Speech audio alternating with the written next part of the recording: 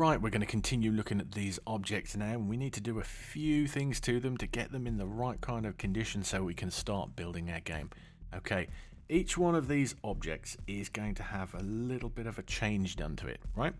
When we bring objects in, they immediately come in as solid objects. If you click on the appearance, you can see this solid tab here. We want to click it off. On all of the objects, they need to be not solid, but they also need to have a few behaviors given to them. So we're going to go around them one by one, and we're going to give them all the behaviors and turn off the solidity that we need to on each one of these objects. So let's start with the circle here. We're going to click on the bordered circle. We're going to go up to appearance.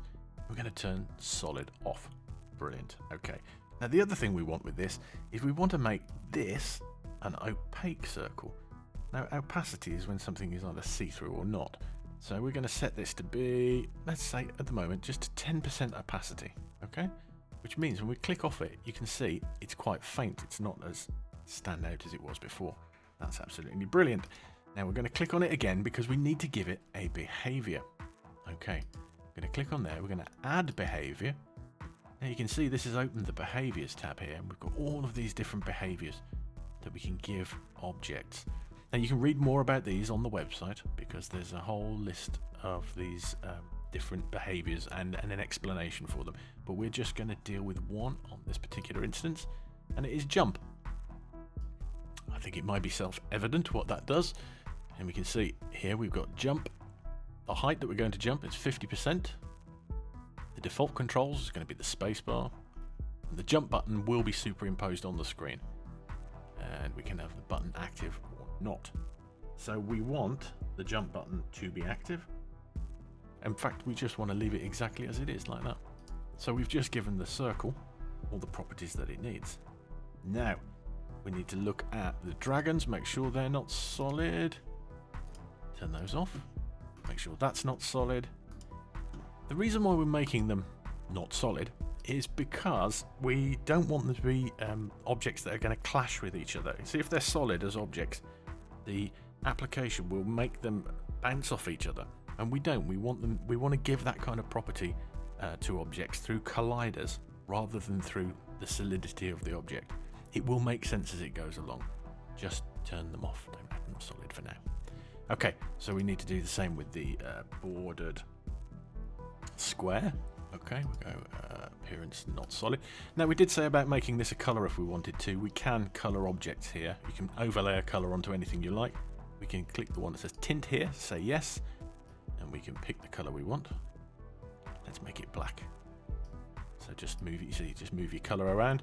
If you wanted to change that to a different kind of color, you see you could here.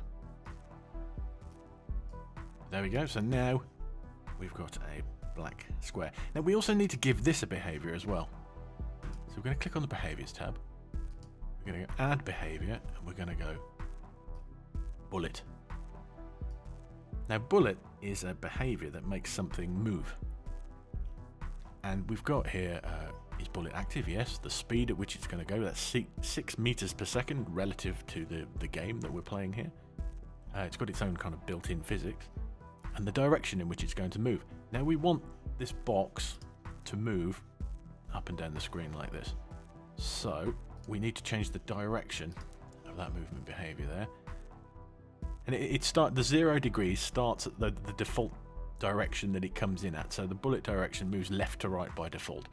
So we're going to move relative to that 90 degrees upwards. You can see it says 90 on here. Sometimes it can be confusing because you'd expect that to be 0. But it's relative to the position that it comes in. Yeah, so that's 90 degrees. Fantastic. Is there anything else we need to do on that? No, I think that looks like that's good. What else have we done? Okay, the ice staff. Now the ice staff also needs some bullet behavior. We changed that. No, we need to make sure that's not solid. Behavior. Let's give some more bullet behavior. But this time we want the ice staff to move from left to right. So no, we don't. Sorry, from right to left we want it to go. So we need to turn the flow direction to 180 degrees relative to its start position. I mean, if you're not sure about the degrees, just make the arrow point in the direction that you want it to go. It's pretty straightforward. Okay, think that's all of that. The one thing I don't think we've done is we haven't turned on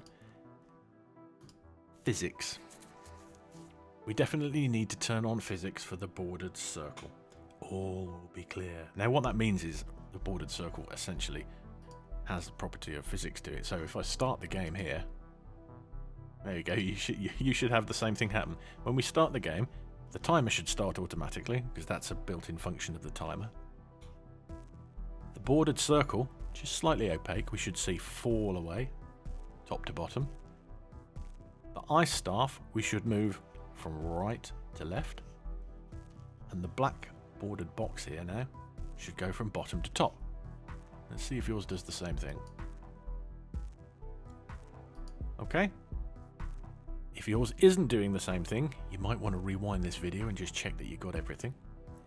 And if it is doing the same thing, fantastic. We will move on to the next section.